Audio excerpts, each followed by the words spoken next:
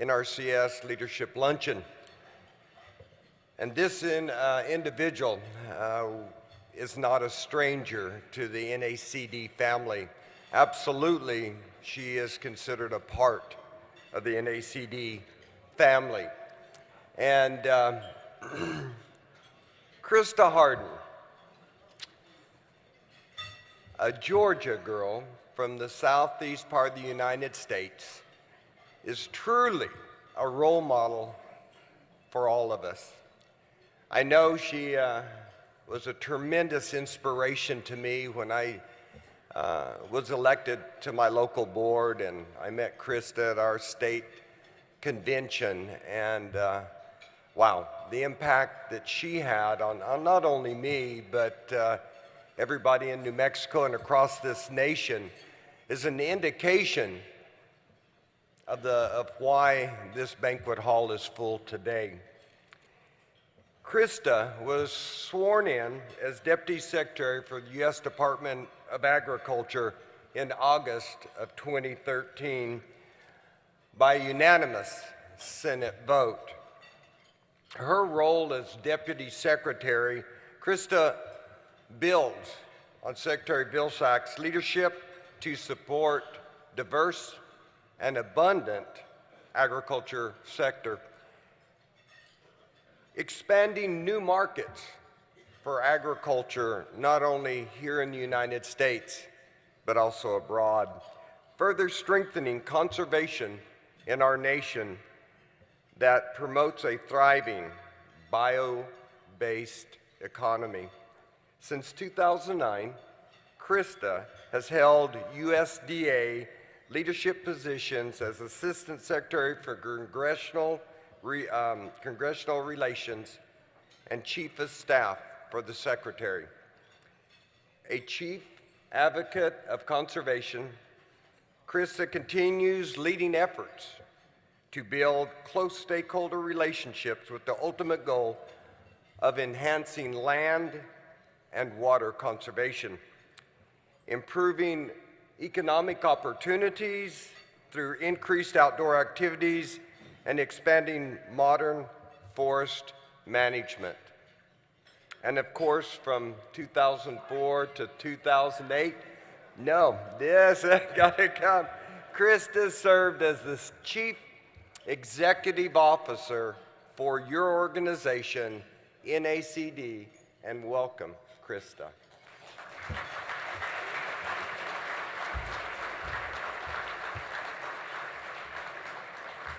I gave Brent a very hard time and said, do not read all that stuff, and you can tell how much power I have.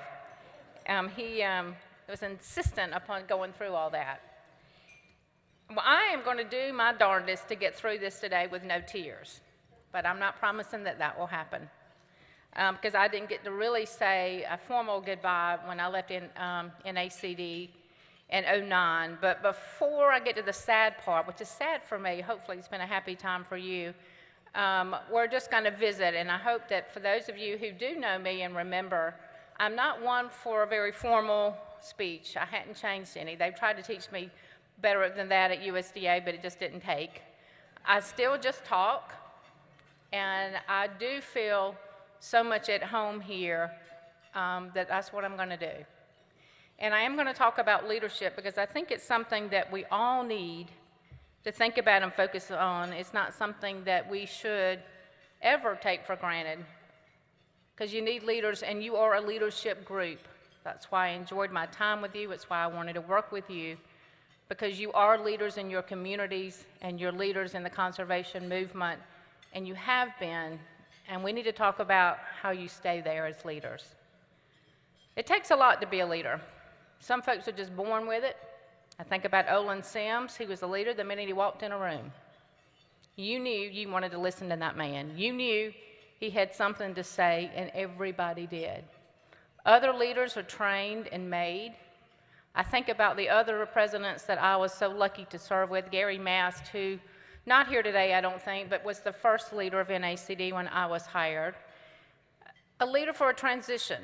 A person who really had to get through tough times of this organization. And it took all of his might and all of his personality and hugs and caring about each of you and the future of this organization to make that work. And then there was Bill Wilson. It's going to be a hard day for me. Billy, bless his heart, a bridge builder. That's the first thing I think about his leadership. We were a torn organization, and I still say we, when Billy became president. And I was the new CEO. We had a lot of change, a lot of different things going on, and Billy had to travel this country to remind people, district leaders, why they were involved in NACD. We had budget problems, we had a building in League City, things I didn't even really understand the scope of. And Billy used all of his leadership skill in kind of a gentle, caring, good listening kind of way. He was not a polished kind of guy. He was just Bill Wilson. But everybody knew what they got when they dealt with Billy. They knew he was going to be honest. They knew he was going to be straightforward.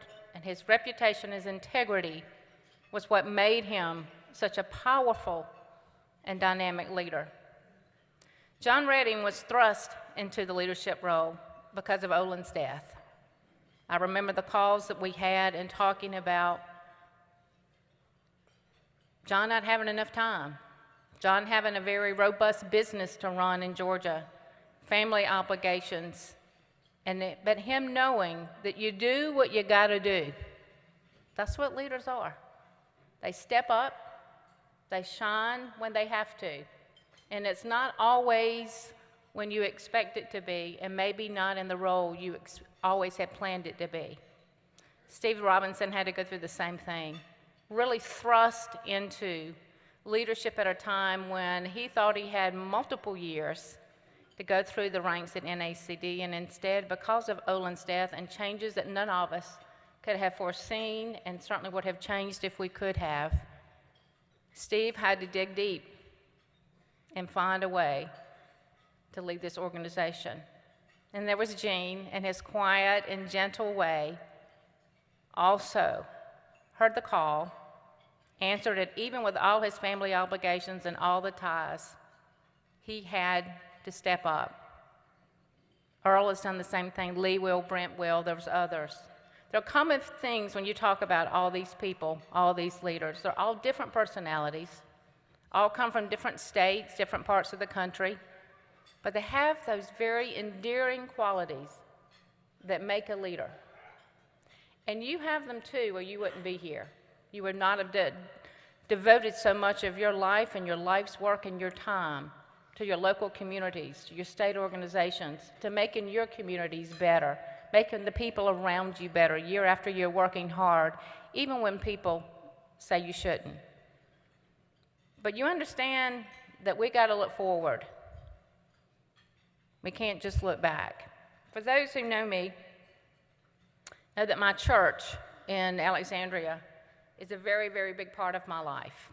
It's a small inner city, downtown church, no parking, and a lot of people there talk about the good old days a lot, when we had 60-member choirs and a couple ministers and every pew was full, and they just remember the good old days. They talk about them, they reminisce about them and wish they had them. And I have a great friend there, Susan Dotchin, and I know that Jeremy's father-in-law was my minister, so he keeps me straight.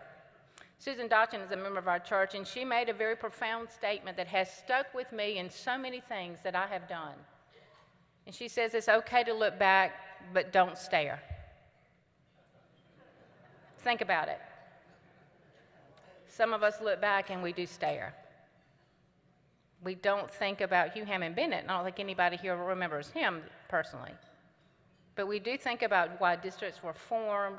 We think about when we were the only game in town. We think about the leaders that we've had. We think about the things we've accomplished and how wonderful it is to look back. And you have to. I just did. I just reminisced about those very, very, very fine men who guided and led and cared for me in this organization for 5 years. But this is really about the future, and you have a lot of opportunity. There's a young woman in this room today, Casey Cox. I'm going to embarrass the heck out of her. I don't know where she's sitting, but her face is red, I assure you, who works for my home district. She's in her early 20s. The only thing I can say against her is she went to the University of Florida instead of Georgia. I don't know how that happened. But when she graduated, she wanted to come back home to her family farm and community. And she asked her parents if they would mind. As an only child and dear, dear parents, like so many of you, they welcomed her back and said, "We want you on the land." She loves the land. She goes for long walks and kayaking on the river that are near both of our farms. Just a great young lady, and she is now working for my home district, Flint River District. A breath of fresh air. Her enthusiasm, her excitement, her vision. She drove over here from Camilla so she can learn from you, so she can see what other districts are doing around the country. That's the kind of new leader we need, is a Casey Cox, somebody who does not remember all the good times, doesn't remember all the past leaders or all the successes, but instead she's wanting to create new ones. She wants to lead our home district in a great direction. She helped write an application for RCPP that got awarded. That's the kind of leader we want. Another one, Antonio Sanchez. He's not here yet, but he's coming. And I encourage every single one of you to meet Antonio. Last weekend, I was very fortunate to be on the island of Puerto Rico. Nothing to do with the weather, but it was 85, just to let you know. Very nice. Tough duty sometimes. Antonio is a new district leader. The districts in Puerto Rico had really been defunct for a long time. They used to have 17. I went down there when I worked with y'all, and there was only 1 or 2 district leaders, and they were very disengaged, really didn't understand NACD, did not understand the involvement and how the partnership works. And I think Edwin said, the state conservationist, it had not gotten any better, maybe worse. But folks like Antonio, a young man who says, "I do get it. There are opportunities. I do want to be involved. I do want to leave." And he helped them within just a couple of weeks write an RCPP proposal that was funded. A new leader, someone thinking forward, someone saying, "I don't remember the old folks and what they used to do. We don't need 17 districts. 8 is probably all we need in Puerto Rico." Someone thinking, caring, putting their vision and their ideas to work, like so many of you have done in your districts in the past. There are other leaders like Jan Lauer in Pennsylvania. He's really taken her district to a different level. Taya Rice in Ohio, building on the great foundation and history of districts. Susie Shipman, Angie Miller, Kim Jolly, these women I have not yet, but they're the new leaders in this organization. They're forward thinking. They're looking ahead. They understand how important the past is, but just as critical is the future. I'm talking about these folks and these young people who have ideas, who want more. They may want it a little different. They may see things a little different. They're going to use social media in a way. They're going to communicate. Is it not frustrating to be sitting by someone and they text you and you're like, "Can you not just turn and talk to me? I'm right here." They think different. They feel different, but they love our country. They love the natural resources. They love the district movement, and they want to be a part of that. So for us as current leaders, we have to embrace that. We have to empower them. Sometimes that means we have to step back.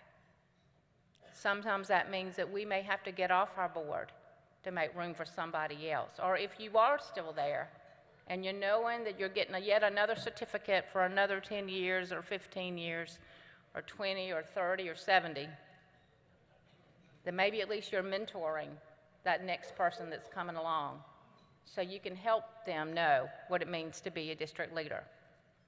Conservation districts have the biggest opportunity, I believe, that they've had in many, many decades to lead.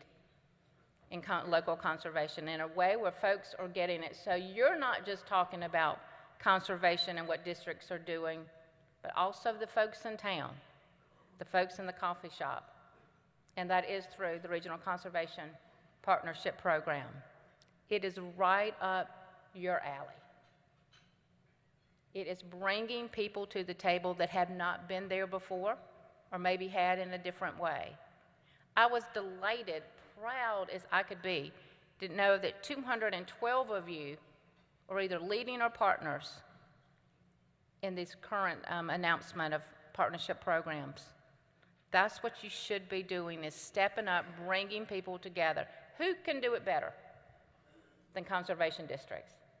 No, it's not handed to you on a silver platter. There are others who are going to compete with you. There are others who have great ideas and good foundations, and they're going to come with great proposals too. But there is nothing in my mind that could tell me that you, as conservation district leaders, can get as many of these awards as you want in the future because you have all the tools. You know about partnership. I learned a lot about partnership working for you. The three-legged stool, which I had never heard about until I went to, some of you know what that means. I shouldn't have to explain it here. But there may be more legs on that stool. There are going to be different kinds of partners. But there might be partners who actually can bring money to the table, new ideas to the table, corporate funding, other NGOs who want the same results but don't know how to get it done. They're going to rely on you for technical assistance and for that glue that brings people together. So I just ask you to look ahead. I ask you to think about the kind of leaders you want to be in this movement. For the first time in this Farm Bill, there's more in the baseline, in the funding baseline for conservation than in Title I. First time ever. If that is not an opportunity for you to lead, if that is not an opportunity for you to say, we can do more, we can do better, and we can be in front, I don't know what else we could do. Now is your time. The vision of Mr. Bennett, the vision of all those leaders, the vision of the folks who held your district's lot before you did, you've got to take it to the next level, and that's what this is about.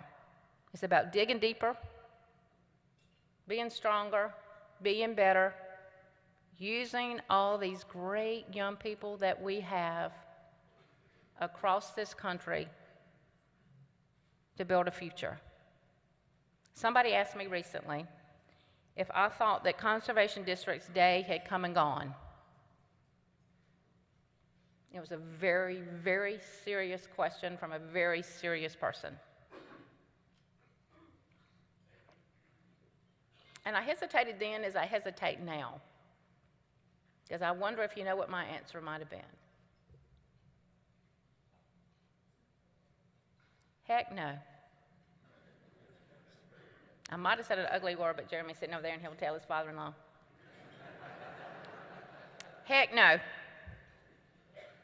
The future has never been brighter or more hopeful for conservation districts.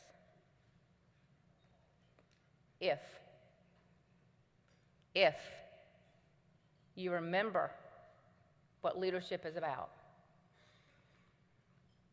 You can only lead if there are people behind you. You can only lead if people will listen to you. You can only lead if people trust you, if you have the credibility, if you're the go-to, and if you're looking forward. If all you're doing is talking about how we used to be in the good old days, you won't be the leader. There'll be others who will pass you because they're excited about the future. But in my heart and hearts, I know that your time, your best times, are ahead. You are the best. Don't forget who you are. Don't forget what you can do. Don't forget what you can accomplish, because you are. The National Association of Conservation Districts, you are the best. Now, I am going to retreat just a bit. I left NACD in March of '09, almost exactly 5 years from my hiring time. And I didn't really get a chance to say goodbye. I did to the officers. They surprised me with a great lunch. They all came to Washington, and we had such a grand time. I got to say goodbye to the staff, who was so good and so loyal and so hardworking and put up with so much during some really, really tough transitional years, including my growth. But I never got to say to each of you, thank you. You took a country girl who just knew she had a passion, knew she wanted to lead, knew that she cared, knew that she respected districts and the work, and made her your CEO. I made a bunch of mistakes. I'm sure I stepped on toes. I wanted to change things, maybe too rapidly for some people. But I wanted you to live up to who I knew you could be. And I knew I wouldn't have all the time in the world to do it. And so I pushed hard, maybe too hard sometime. But when I look at this full room and I look at the results you're getting on the land, maybe I didn't even push hard enough. But I loved my time working for you and with you. It was such a privilege. It was such an honor. I'm sorry I didn't get to say goodbye, but nothing is more pleasing to me that no matter where I travel, and it is all the time, doing all sorts of different issues, talking about a million different things that USDA is involved in, just about in every place there's somebody who comes up to me and said, I heard you at an NACD meeting, or I serve in my local district and I know you used to work for them, or I'm thinking about running for my board, do you think I should? All over the country. Tied together with that love of locally led, that love of leaving things better than we found them, that love of districts has been everywhere. You made a profound difference in my life and my career. Profound. In a ways that I don't know if I could ever fully explain or even help you understand. But I have been very lucky and very blessed. And a large part of that is from you taking a chance on me, being there for me, working with me through very, very difficult and trying times. I'm a better leader today. I'm a better person today because I worked for you. And I just wanted to say that. So thank you.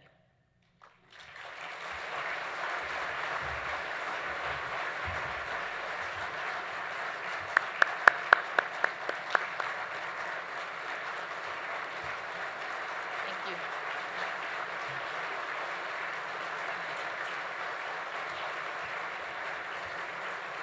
Thank you, Krista. Obviously, you've had a tremendous impact on all of us. And at this time, Deputy Secretary Hardin does have time for a few questions. So if you have a question, would you please move to the mic in the center of the room, and we'll allow 4 or 5 questions. I'll also take advice.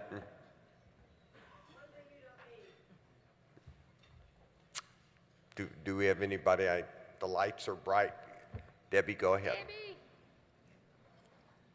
Hey, Krista, great to see you. As usual, you move our hearts and really motivate us, so we appreciate it. This is an RCPP question because you mentioned RCPP. Are the state, we haven't gotten the NRCS state conservationists have not gotten their budgets yet. So are we going to be looking at an increase in the actual funding with EQIP if we got several RCPPs awarded to our state, or is it just a switching around of the monies we would have been getting anyways? That's a very valid question, and I don't know, Kirk, if you have an exact answer. He might can answer that better than I can. That's kind of a, go to the mic there or something, Kirk. They are separate funding pools. The RCPP money was set aside by Congress from the different pools of money that NRCS has. So that is not part of the state funding allocation. It's a different funding pool. You know, the budget was released today, right? Today's the 2nd, our budget proposals. So there will be additional issues that we have to go through with Congress for the 16 budget. But you're talking about 15, Kirk? That's good. I am truly, really happy to take your advice, or if there are other issues that you want to talk about, I'm happy to do that as well. I know it's hard to get up in front of an audience and be the one to ask questions, so I don't blame you a bit, but I did want you to know that I'm here and available. Have enjoyed my time in New Orleans. I did an event this morning. There's one thing I was telling the folks at the table, how different my job is now. I don't get to focus on any one thing for very long. I did a beginning farming, urban farming issue this morning with some folks who are farming on a vacant lot. For those of you who are involved in agriculture and cannot imagine that, it was very impressive to see families who live in a high-rise across the street come out and have farm and raised beds and a greenhouse that has some chickens. Not that they're going to feed their families completely with that, but they're trying to connect their kids, their neighbors with where their food comes from. And they're helping them understand healthy eating. They live in a food desert, and they're trying to know that don't just run by that unhealthy snack, but to grow something for yourself and maybe eat some veggies for a change. So it's kind of an interesting morning. Hey, how are you? Krista, I'm Tia Rice, and I was. Oh, yay! Yay! Can I come up and take a picture with you for my social media? Yes, ma'am.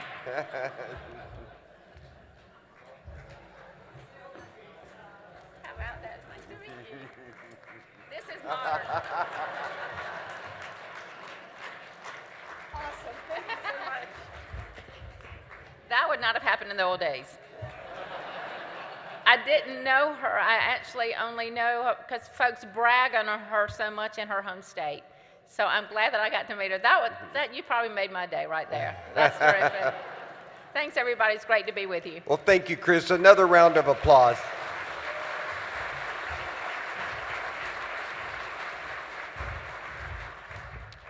And before I invite your Secretary-Treasurer, NACD, Mr. Dick Wint, up, I do want to, the student leadership, NRCS, career program this afternoon, there's some misunderstandings. It's on the 41st floor of the other tower, and it will begin 30 minutes after this luncheon is over. So, Dick, will you come on up? Dick's going to finish the program with the recognition program. Thank you, Brent. I guess we're all set, right? Good afternoon, everybody. It's great to see such a great crowd here. As we begin today's recognition ceremony, I want you to think about the theme of the conference: conservation, a key to a healthy nation. As local leaders, we have the opportunity to make a difference on a national scale. By joining together as a strong and unified voice for conservation, NACD gives us this opportunity. Today, I challenge you to consider your personal commitment to your national association. After all, you are the reason that this association exists. The health of the land and the welfare of future generations was a commitment taken very seriously by the early district officials. By forming a national organization in 1946, the districts provided a means to deliver a unified message to policymakers and to coordinate district activities. Today, we continue to reap the benefits of the conservation legacy. However, as R. Neil Sampson noted, and For the Love of the Land, A History of the National Conservation Association, or National Association of Conservation Districts, quote, "The accomplishments of the first half-century are impressive, but the challenges ahead seem equally awesome. Mr. Sampson saw the greatest challenge as being that of moving people to constructive action. He urged those attempting to understand the political forces that move Americans to action on soil and water conservation issues to first recognize the potential that lies in the dedication, commitment, and skill of those who love the land and the people of the soil conservation districts. So today, I want you to consider where we've come from, and more importantly, where we're going. You are NACD, and NACD's future depends on your commitment. We appreciate the support of our members and couldn't exist without it. And I want you to remember one thing. It does not take money to be a participant, but by being a participant, you might actually make money for your districts, etc. Participation is extremely important. Now, let's start the awards ceremony. Earl, could you and Beth please come forward to present the awards?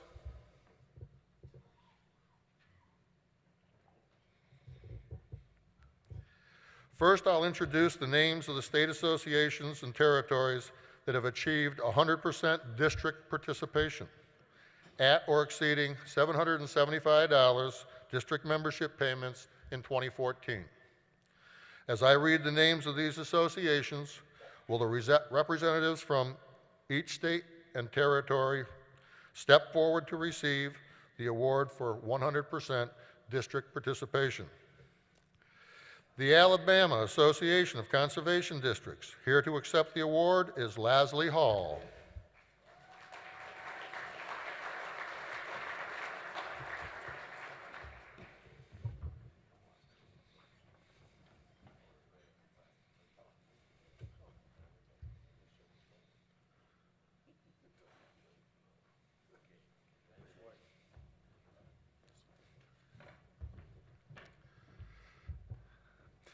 Next, the America Samoa Soil and Water Conservation District. I am told that they are unable to get here. I don't know how many people understand how hard it is for some of the islands to get here, the cost, time, etc. But could we have a warm round of applause for those people for 100%?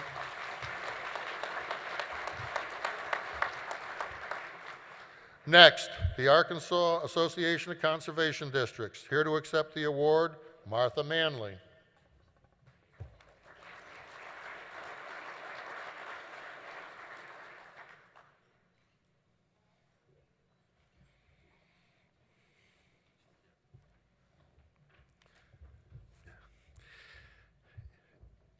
In their 62nd consecutive year, the Delaware Association of Conservation Districts, here to accept the award and present a check on behalf of Delaware for the full amount of next year's dues, is Robert Emerson.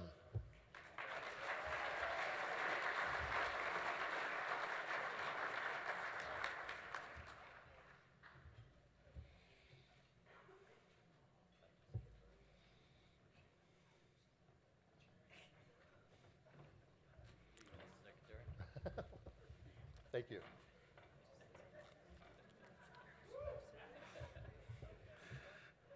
Next, the Nebraska Association of Resource Districts. Here to accept the award is Orville Gigstead. You down there?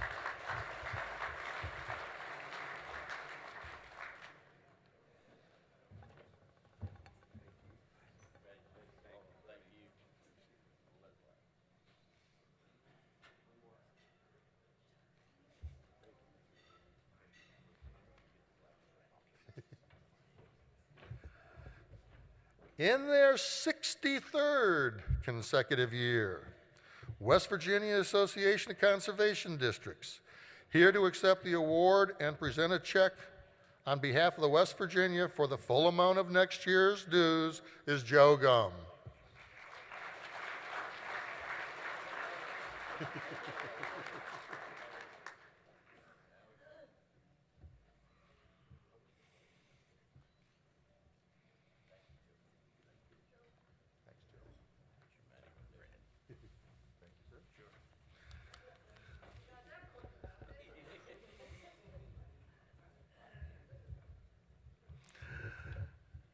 And lastly, the Wyoming Association of Conservation Districts, and here to accept the award is Travis Hackert.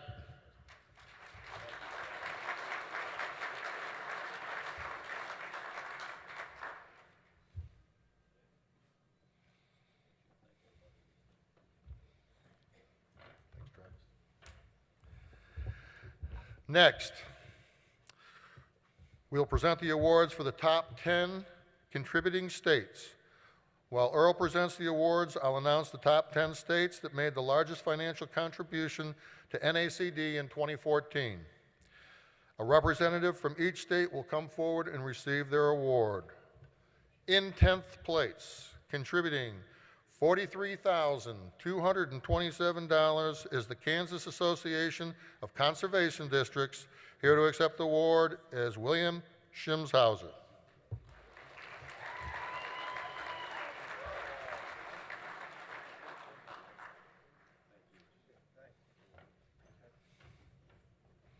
In 9th place, contributing $43,538 is Kentucky Association of Conservation Districts.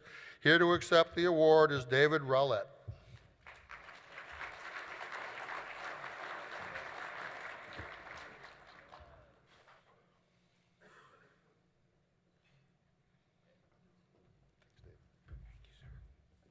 In 8th place, contributing $43,550 is the Minnesota Association of Soil and Water Conservation Districts. Here to accept the award is Ian Cunningham.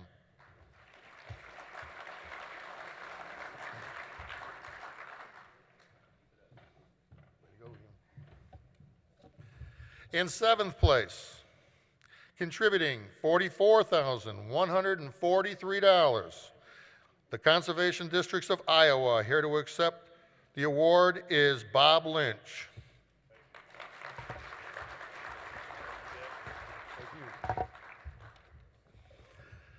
And in 6th place, contributing $52,223 is the Association of Texas Soil and Water Conservation Districts. Here to accept the award, Bill Thomas.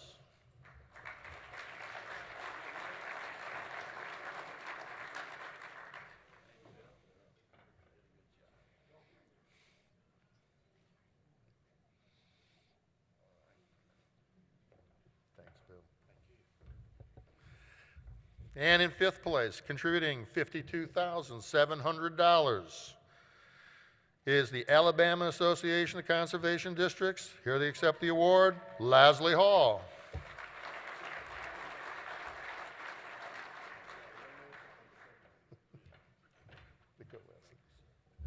And in 4th place, contributing $53,667, the North Carolina Association of Soil and Water Conservation Districts.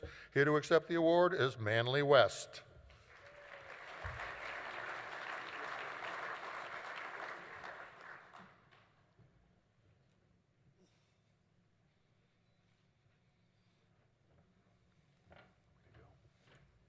And in 3rd place, contributing $55,684 is the Ohio Federation of Soil and Water Conservation Districts. Here to accept the award is Joe Glassmeyer.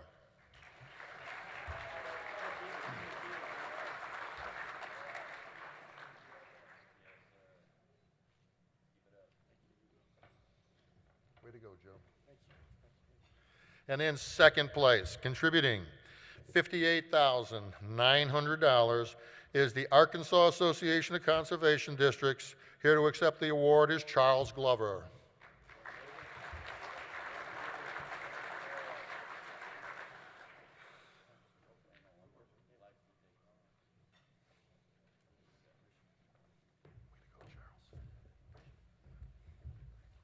And making the largest contribution to NACD this year, the Indiana Association of Soil and Water Conservation Districts. Indiana contributed $60,029 to the National Association this year. Here to accept the award is Ray McCormick.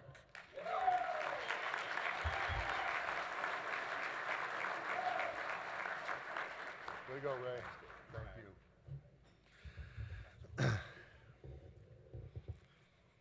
We appreciate the support we have received from all these states and associations, territories, and districts, and the support from all of you. Without your help, this organization would not exist. And I know that we put these people forward and show you and give them an award, but we appreciate every district, even a district that gives us $10. We do appreciate you too, because you are as important as any district in the country or the territories. So again, thank you very much. Next, I invite John McDonald to recognize the states which have completed the district official training program. John?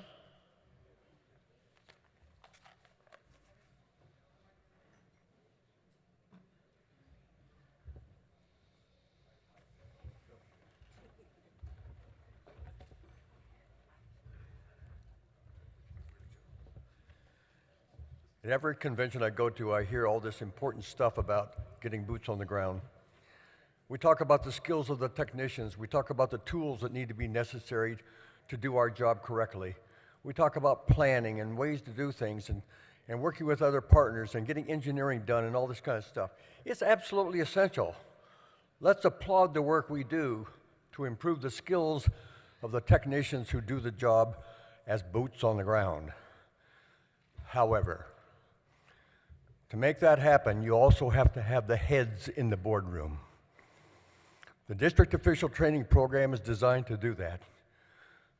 We set up a program to teach the 17,000 public officials how to run a business, how to be legal local governments, how to be effective leaders in setting up the structures of financial management, personnel management, partnering, handling records, handling money. We have 15 categories on our checklist, and under each category there are anywhere from 5 to 15 separate topics. The people we're recognizing today, the states we're recognizing, have met a standard of they have a training program that addresses at least 51% of those approximately 150 different topics. That's not easily done. It's a tough program because it's a very demanding schedule of the base knowledge of what officials need to know to be effective leaders and effective public officials. This list was developed by cooperation between NACD and the National Association of State Conservation Agencies, NASCA. We've spent 20 years coming up with it. We've got it down, and we're going to expand it. Sorry about that. These people have met 50% of that list. We don't care who does it. Legally, the state conservation agencies are supposed to provide the training for districts, but a lot of times it's the state association, a lot of times it's other partners, sometimes it's districts, sometimes it's contractors. We don't care, as long as it gets done. These people have met that standard. They should be proud, and we are proud of them enough that we want to recognize the ones that have made it. By the way, we made a standard. 25 states are now qualified, and others are catching on. We want to provide the skills. We're starting to build mechanisms to get this stuff out there. So without further ado, the applications have been approved by the District Operations Member Services Committee. We look them over every year. We decide who gets recognized. These are our persons that we wish. I'm going to call the name. I'm not going to call the name of the person coming by. They're just going to walk by, and Earl's going to give them a great big warm handshake and smile and get a picture and then move on. So we're starting with the first three are new this year. They met their standard and were approved by the committee. Delaware.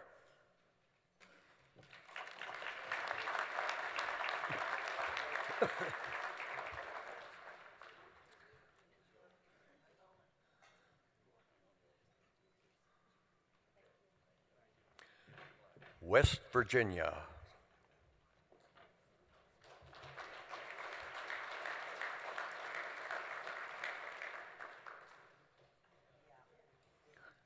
Is anyone here from West Virginia?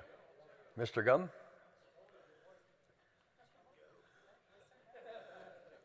You've been here before, come on.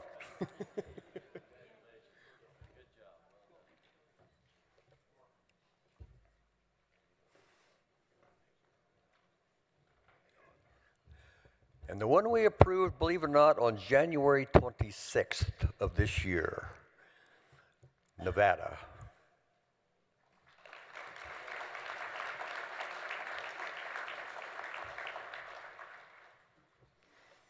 I singled them out only to embarrass them because I like to embarrass Barbara regularly. And now I get to add Jack Tibbetts, Jake. I got a memo, an email on the 26th of January said, we are very proud to have successfully initiated formal Conservation District leadership training in Nevada. We worked through all this. We think we've done a good job. We've come up to the point, I'm ad-libbing now. You know that. And it got down to after we finished the training, we recognized all the other items that we need to include for next year's training. Looking at that checklist. That's what we want all these states to recognize. Get a start and then add as you develop and grow. Okay, back to what am I supposed to do here? Ready? Got your handshake ready? Good. Boy needs a cloth. Alabama.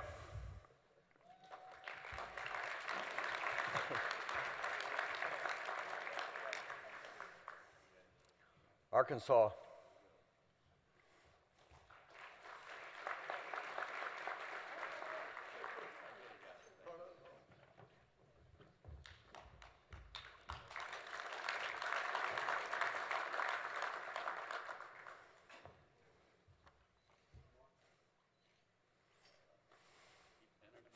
Colorado.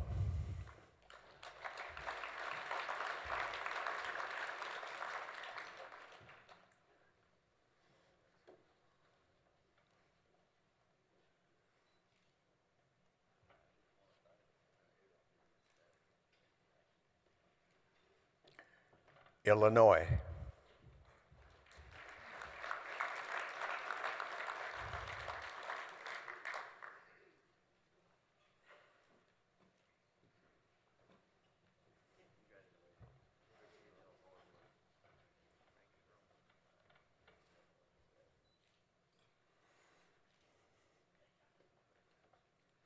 Indiana.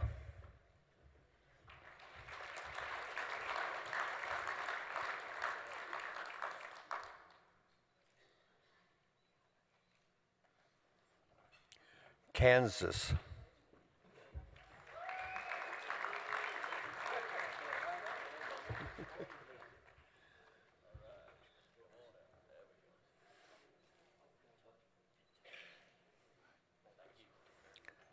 Kentucky.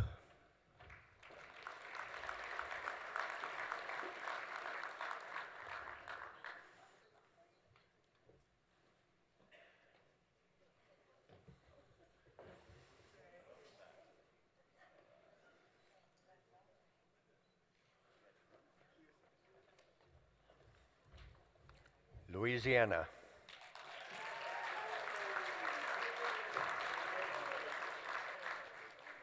Or is it Louisiana?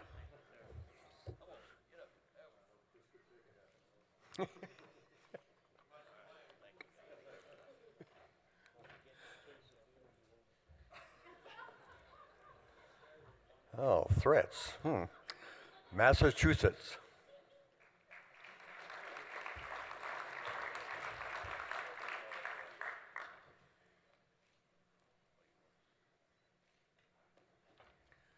Mississippi.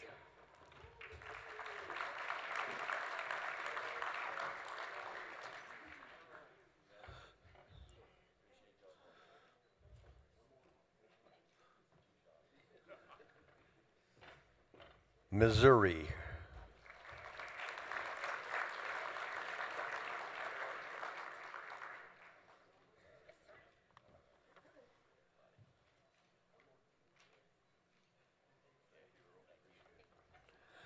Montana.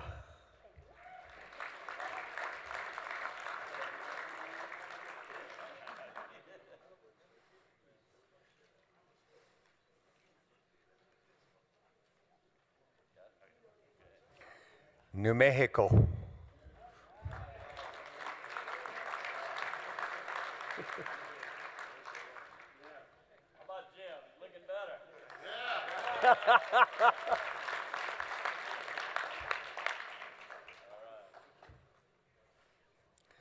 North Carolina.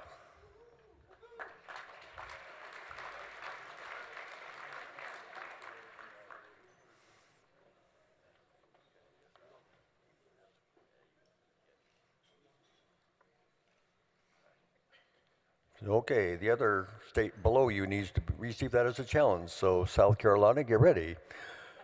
Okay, North Dakota.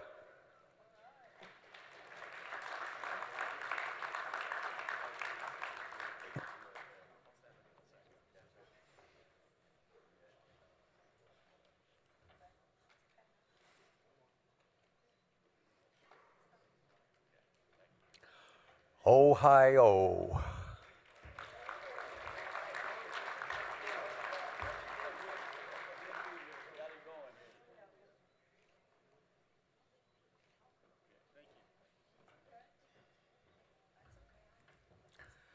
Pennsylvania.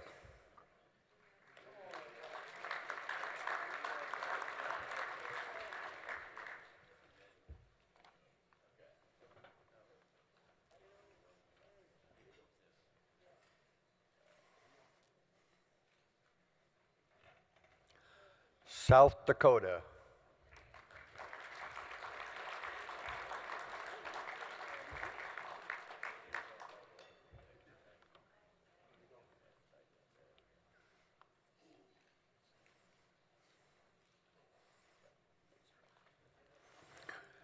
Tejas. Or Texas, if you like it that way.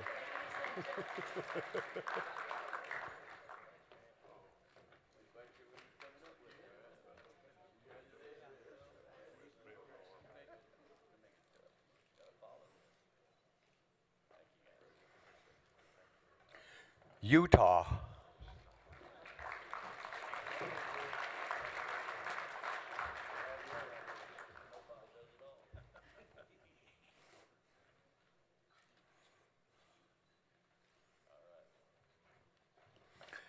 Virginia.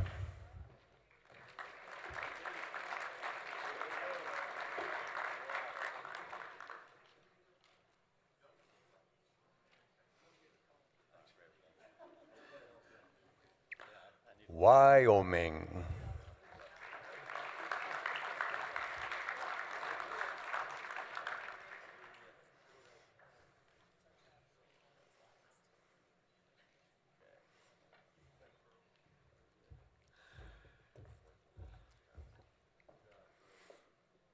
I want to thank every one of these states for making the commitment to do the kind of training to improve the quality of our delivery system as well as our delivery services.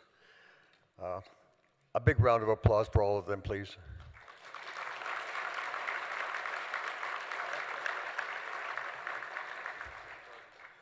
I would now like to recognize the lifetime members of the Friends of NACD group. All of you who are lifetime members, I ask you to stand. If you look in the program on page 8, you will find the names of all the lifetime members. I want to add 2 corrections to that list. There's one down here called Jeff Harris, which ought to be Pat and Jeff Harris, knowing who's the leader in the family. She comes first, because it was made as a couple. There's also another one in there that needs to be stated as Ginger and John McDonald, also the leader of the family, because what we're inviting, thank you very much. Please be seated.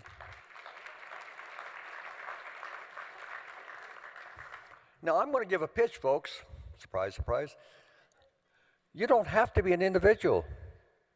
You can be a couple. You can be a family. You can be a district. Anybody can join to be making the contribution to be a lifetime member of the Friends of NACD. We welcome that. We want to do that. Now, on the program, there's a little thing in here that says, my script says, I'm supposed to recognize the other Friends of NACD. However, there's a qualification I want you to understand. The other categories, from student through emerald to diamond to bronze, whatever it may be, are annual contributions. So if you were our friends of NACD last year, we welcome you to make another contribution to be a friend of NACD during 2015. So those who have paid beginning 2015 are actually 3 individuals: a student, emerald, and a bronze. I want to recognize them and thank them for their contribution and invite all the others of you to renew your contribution and be a friend of NACD for this year.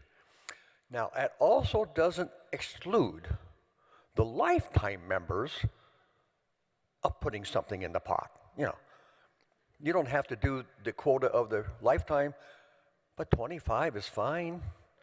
50 is even better. Whatever, do what you can. So, John, I want to add something. This is our form. This is really important. This is an opportunity.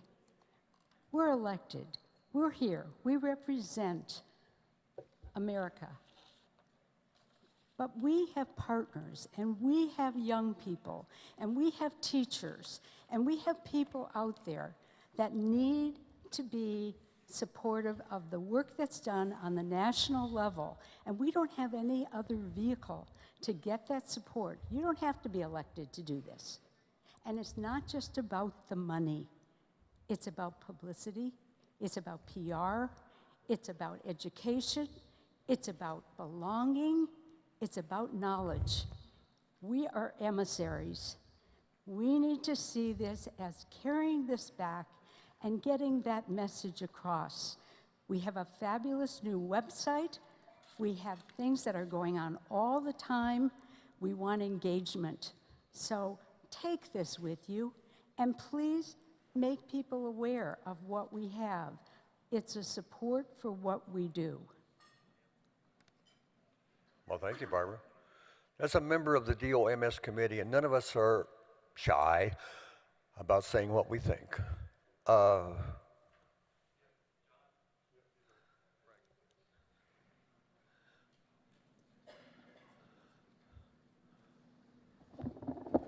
Can you hear me now? We can hear you now. John, I would like to add to what my friend from Nevada had to say. Friends of NACD is not just about revenue, although every little bit helps. It's not just about the people in this room, although every little bit helps. Possibly even more so than that, it's about outreach. It's an opportunity to take this back home with you to your fellow board members, to your community, to farmers in your neighborhood, to just acquaintances. It's an opportunity, as Barbara said, for outreach, to get an opportunity to tell people what you do as a conservationist. For them to sign up with Friends of NACD, the common sense conservationists, it's an opportunity for them to be involved and to feel a part of what we do. And we all know that when you feel a part of something, you are more readily willing to give of your money and of your time. So again, as Barbara said, I would encourage everyone to find a couple of these pamphlets, take them back home with you, and if nothing else, it starts a conversation. And certainly that would be as beneficial as anything. So thank you for the time. Thank you, Barbara and Franklin. I want to stress the opportunity. If you want to be a friend of NACD, go to the registration desk. There are people highly skilled in taking money. Thank you.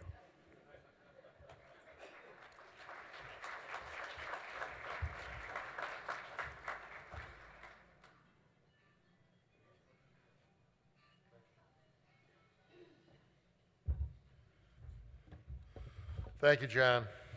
And again, remember, participation doesn't take money, but it can make money. Anyway, I am excited about this program. Provides for folks to show their commitment to conservation. If you're not a member, please consider joining as a friend, whether it's a lifetime friend or a yearly friend. Here's to many old friends and to more new friends. And now I'd like to ask Steve Robinson, Chair of the National Conservation Foundation Board of Trustees, and Pat Sewick, President of the President's Association, to please come up to the stage to give us an update, including current Envirothon activities.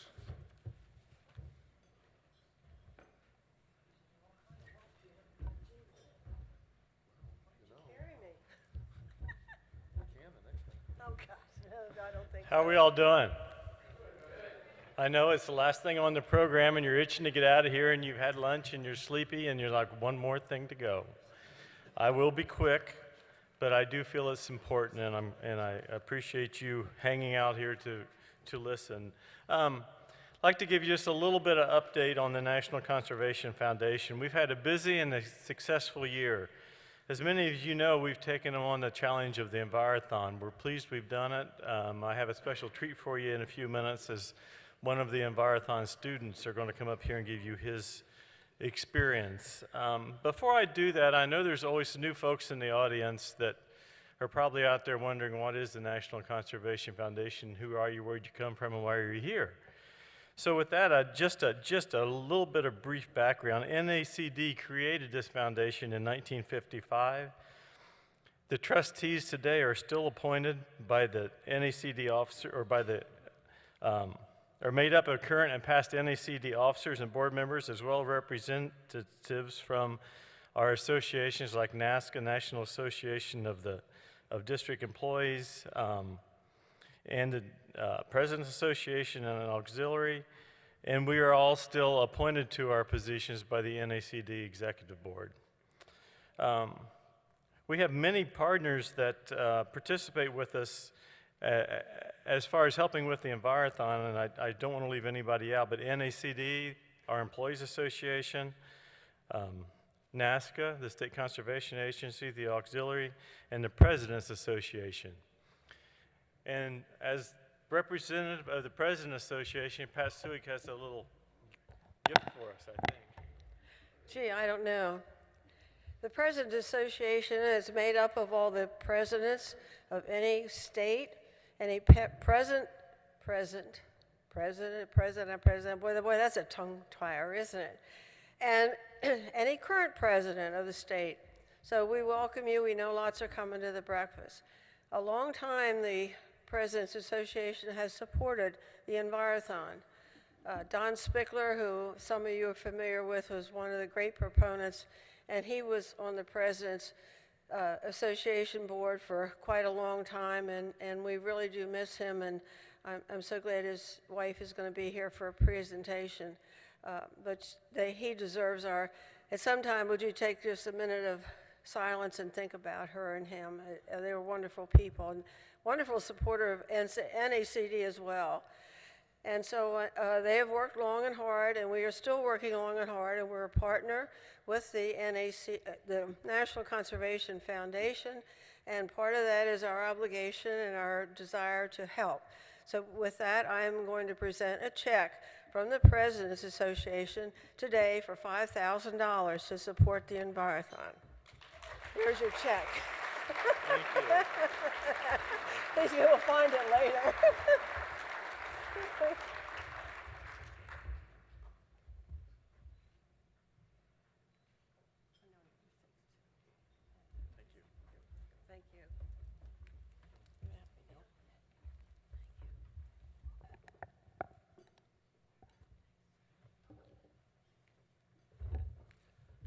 Steve, if I may interrupt.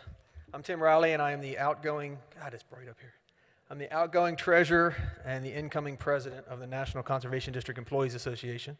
And of course, you all know your district employees are very, very involved with the Envirothon on the local level. And then, of course, many of them move on and help at the national level. So with that being said, on behalf of the National Conservation District Employees Association, I'd like to present a check to the National Conservation Foundation for $500.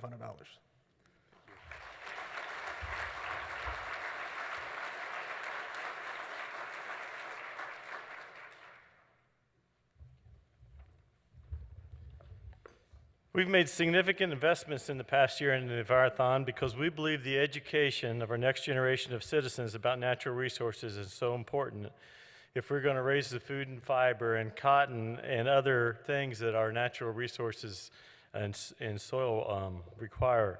With that said, I have a treat today with a visit from one of our Envirothon students. So I'd like to call Matt Myers to come up to the podium. And Matt, would you come up?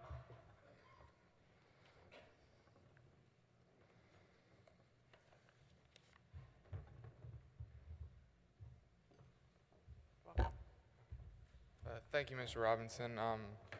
For those of you that don't know me, I'm Matt Myers. I'm a junior in Jackson, Mississippi at Hillcrest Christian School. This is my second year to participate in Envirothon. For those of you that don't know what Envirothon is, it's an environmental competition which includes 5 categories: soils and land use, aquatic ecology, forestry, wildlife, and current issue. And its mission is to develop knowledgeable, skilled, and dedicated citizens who have an understanding of natural resources and are willing and prepared to work towards achieving and maintaining a balance between the quality of life and the quality of the environment. Last year, I didn't have any idea what Envirothon was. A teacher approached me and asked me if I would be interested, and I said sure, and I'm really glad I did because it's been an experience of a lifetime. This past year, my team and I, we won district and state from Mississippi, and then we went on to contend for regionals in Illinois. Though we didn't win, we learned much about the environment and how to appreciate environmental issues in other locations. It's very important for several reasons. The first is it gives students the opportunity to learn about our natural resources and the environment and how to protect it. The second is that it can influence students to one day become environmental scientists because it exposes us to things that we aren't normally taught in class. But above all else are the goals it promotes. A decision to learn more about the natural environment, cooperative problem solving and decision-making skills, and a chance to provide students with experience in environmentally oriented activities. It's helped me be mindful of the simple ways we pollute the earth today and how to avoid them. It's also given me an opportunity to meet amazing people that care for the protection of our natural resources and ecological system. It should continue because it gives students who enjoy the environment a great way to learn about it and compete against one another. There are many high school students today that are concerned about the environment and being good stewards. Without Envirothon, there wouldn't be a way for these students to meet each other and work as a team in problem solving. These competitions we participate in challenge us and give us these great experiences. These Envirothon experiences are a great way to help us further our education while learning important facts about our natural resources that will help to make us more informed citizens in the future. In closing, I would like to thank everyone here today for making Envirothon possible for me and so many others. The opportunity to travel and meet amazing people has truly been a blessing in my life, and I will carry the memories with me throughout my life. Thank you.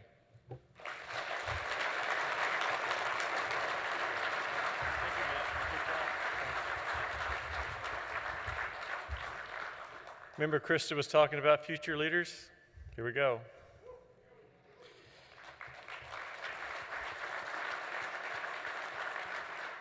I'd also like to introduce Matt's father, John. Thank you for bringing him along.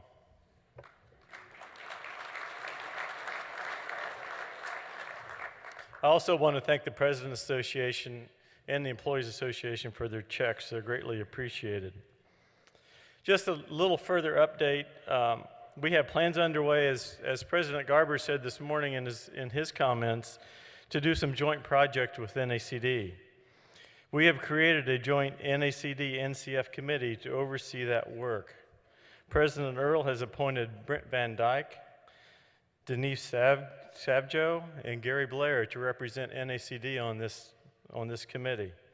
I've appointed Gene Smith, Mike Mosel, and Bob Warner to represent the foundation. And I look forward to those folks working together to raise funds for all of us. It's a team effort, and I'm really excited to have that happen.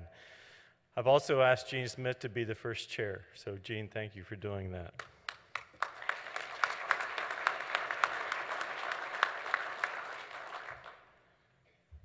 In closing, I would just like to ask all of you as individuals or representatives of various organizations, districts, association, companies, whomever, to consider the National Conservation Foundation when you're prepared to make a donation or know that somebody is.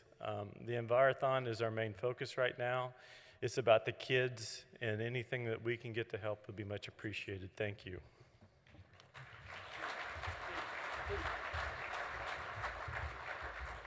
I think we got a great opportunity to carry this forward, as I said in my comments this morning. So Steve, we're looking forward to working closely with the foundation. I think it's a team that's been waiting to happen, so we're looking forward to it. Thank you. Okay.